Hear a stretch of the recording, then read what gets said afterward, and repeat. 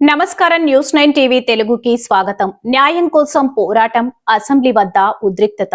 Breaking news చూస్తున్నాం. ఆంధ్రప్రదేశ్ రాజకీయ గుండెకాయ లాంటి అసెంబ్లీ సాక్షిగా ఒక పేద కుటుంబం గుండెలు పగిలేలా రోదిస్తుంది. మా బిడ్డను చంపేశారు సార్, మాకు న్యాయం చేయండి అంటూ ఒక తల్లిదండ్రుల ఆక్రందన అమరావతి గాలిలో కలిసిపోతుంది. 20 days అవుతుంది సార్, మా బాబు చనిపోయి. కలెక్టర్ దగ్గరికి వెళ్తే మాకేం తెలియదు అంటున్నారు సార్. ఎస్పీ దగ్గరికి వెళ్తే చేస్తామమ్మా అంటున్నారు. జాయింట్ కలెక్టర్ దగ్గరికి వెళ్తే నాదేం లేదు, మొత్తం కలెక్టర్ చూసుకుంటున్నాడు, నన్ను అడగమాకండి నన్ను నెట్టేశారు.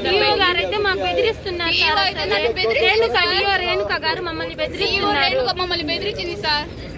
మీ ఫీజు మీకు ఇప్పిస్తాము అది ఇది అంటున్నారు. ఫీజు ఇప్పిస్తే పిల్లడు వస్తాడా సార్? చనిపోయిన పిల్లడు వస్తాడా సార్? చెప్పండి. చంపిన వాళ్ళకి శిక్ష పడాలి సార్, అంతే. ఆ స్కూల్ సీజ్ చేయాలి, ఇష్టం వచ్చిన చోట చెప్పుకోండి అని భయపెడుతున్నారు సార్ మమ్మల్ని. మేము మా డబ్బులు ఉన్నాయి మా దగ్గర, మిమ్మల్ని ఏదైనా చేసేస్తాం మేము, మీరేం చేసుకుంటారో చేసుకోండి సార్. ఇదే 2009లో కూడా శిరీష అనే అమ్మాయిని చంపేసి ఆ అమ్మాయిని సెక్సువల్ గా హరాస్ చేసి రమణారెడ్డి అనే సారు సెక్సువల్ గా హరాస్ చేసి చంపేస్తే ఆ అమ్మాయి ఊరేసుకుంది, ఇంటికి వెళ్ళి ఊరేసుకుంటే ఆ అమ్మాయి ఫీజు అడిగానని చెప్పేసి అమ్మాయి ఊరేసుకుంది అని క్రియేట్ చేశాడు సార్. ఆ అమ్మాయి వాంటెడ్ గా రమణారెడ్డి నా చావుకు కారణం అని రాసిపెట్టి మరి చనిపోయింది సార్. రమణారెడ్డి నా చావు కారణం అని రాసిపెట్టి చనిపోయింది సార్. ఎంత దారుణం సార్. పేదోడంటే బతకడానికి లేదా సార్ మన సొసైటీలో? ఎక్కడ సార్ న్యాయం ఎక్కడ ఉంది సార్ పేదోడికి? చేసేసేవాళ్ళు సార్ న్యాయము. మేము ముస్లింస్ అని ఇప్పుడు వరకు స్పందించలే లేదు సార్. ప్రతి ఒక్కరు నెట్టేస్తున్నారు మమ్మల్ని, ప్రతి ఒక్కరు నెట్టేస్తున్నారు సార్. కానీ అక్కడ వినిపిస్తుంది కేవలం పోలీసుల బూట్ల చప్పుడు వినిపిస్తుంది, కేవలం అరెస్టుల హోరు. సింగరాయకొండ మండలంలోని శ్రీ చైతన్య నవోదయ కోచింగ్ సెంటర్ విద్యార్థి తౌషిక్ మృతి కేసు ఇప్పుడు రాష్ట్ర వ్యాప్తంగా పెను సంచలనంగా మారింది. 5 నిమిషాల ముందు వరకు నవ్వుతూ తుల్లుతూ మాట్లాడిన అబ్బాయి ఉన్నట్టుండి శవమై ఎలా కనిపిస్తాడని తల్లిదండ్రులు ప్రశ్నిస్తున్నారు. ఇది ఆత్మహత్య కాదు, ముమ్మాటికి హత్యేనని యాజమాన్యం తమ బిడ్డను పొట్టనబెట్టుకుందని వారు ఆరోపిస్తున్నారు. ఇక్కడ అసలు ప్రశ్న ఏంటంటే, నిందితులకు అండగా నిలుస్తోంది ఎవరు?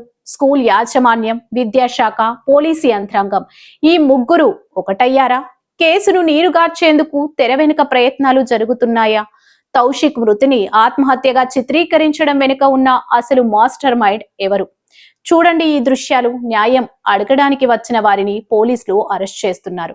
వారితో పాటు వచ్చిన చిన్న పిల్లలు సైతం భయభ్రాంతులకు గురయ్యారు. ప్లీజ్ అండి, మా అమ్మను వదిలేయండి, మా నాన్నను వదిలేయండి అంటూ ఆ పసిపిల్లలు పోలీసులను వేడుకుంటుంటే అక్కడున్న వారి కళ్ళు చెమర్చాయి.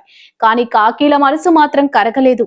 నిరసనకారులను బలవంతంగా లాక్కెళ్లి తుళ్లూరు పోలీస్ స్టేషన్ కు తరలించారు. తౌషిక్ తల్లిదండ్రులు అడుగుతోంది ఏంటి?